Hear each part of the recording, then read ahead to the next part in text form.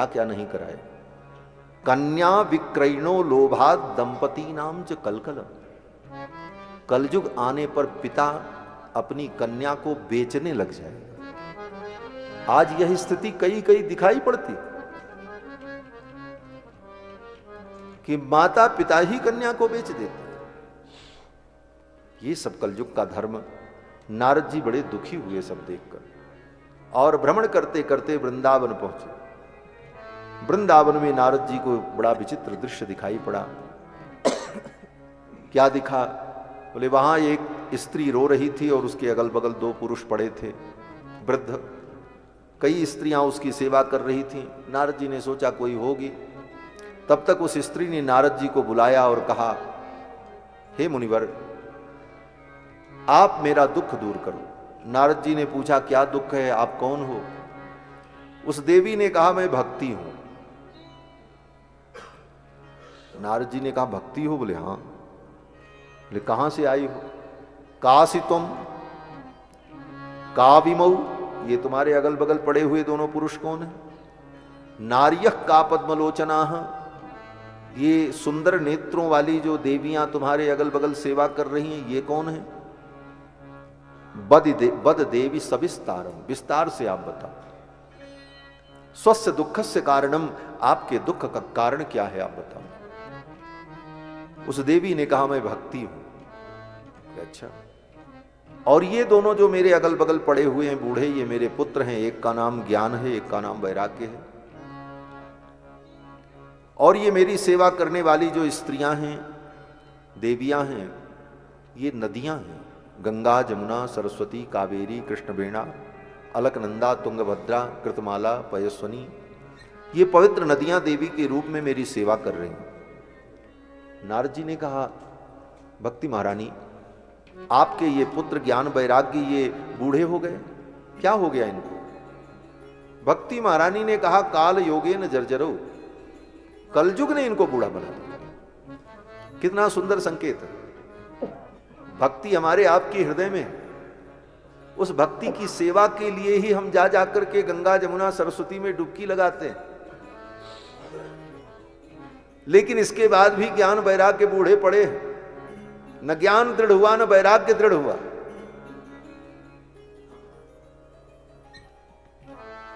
ज्ञान न दृढ़ हो पाया, न वैराग्य दृढ़ हो पाया। थोड़ी सी समस्या हमको विचलित कर देती।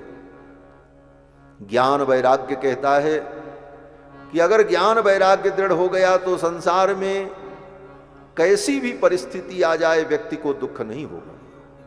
क्यों? बोले सब कुछ लुट जाए दुख नहीं होगा। क्यों? बोले ज्ञान अगर है तो ज्ञान की दृष्टि से सोचेगा मेरा क्या था, और नहीं लुटता तब भी एक दिन सब कुछ छूट ही जाता। इस दुनिया में न लाभ का कोई मूल्य है, न हानि का कोई मूल्य है।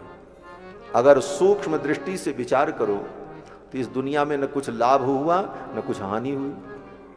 क्या लाभ मिला और क्या हानि हुई?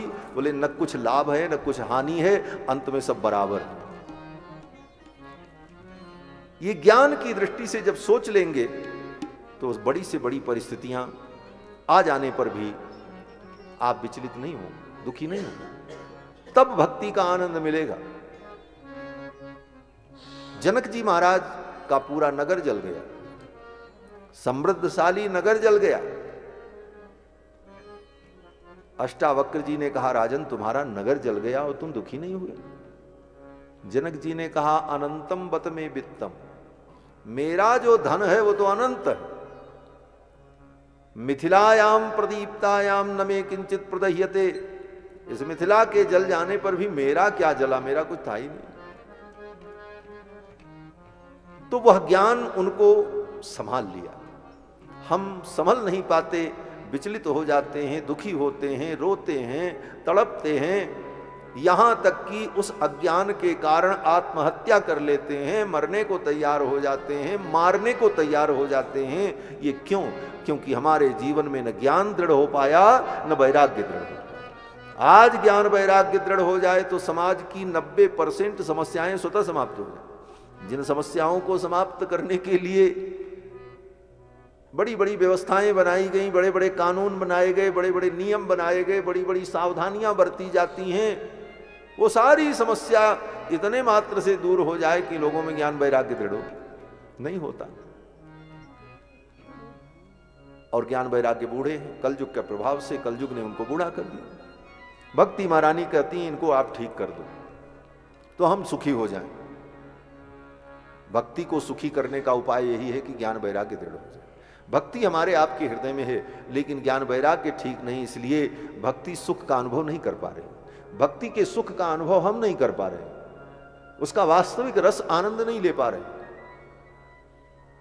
भक्ति महारानी से नारद जी ने कौतूहल बस पूछा, देवी आपका प्राकट्य कहां हुआ, आप कहां से आई हो? भक्ति महारानी ने कहा, उत्पन्ना द्रविणेशा, मैं द्रविण देश में उत्पन्न। भक्ति की उत्पत्ति द्रविण देश में हुई, दक्षिण भारत। भक्ति महारानी ने कहा, मैं द्रविण देश में उत्पन्न हुई और कर्नाटक में मैं बड़ी हुई, महाराष्ट्र में मेरा प्रचार हुआ, गुजरात में आकर के जीर्ण हो गई, वृंदावन में आई तो मैं तो ठीक हो गई, लेकिन मेरे पुत्र ज्ञान वैराग्य अभी भी जीर्ण है। तो भक्ति का प्रादुर्भाव द्रविण देश में हुआ। द्रविण के जो आलवार संत महापुरुष हुए, उन्हीं के द्वारा भक्ति का ये रस प्रवाहित हुआ। और उस भूमि की भी कुछ विशेषता, वेद व्यास जी ने वर्णन किया है भागवत में कि दक्षिण भारत में कृतमाला, पयस्वनी, कावेरी, ये जो पवित्र नदियां हैं, इन नदियों का जो जल पीता है और इन नदियों के तट पर जो निवास करता है, वो स्वाभाविक रूप से भगवान का भक्त होता है, ऐसा वर्णन किया।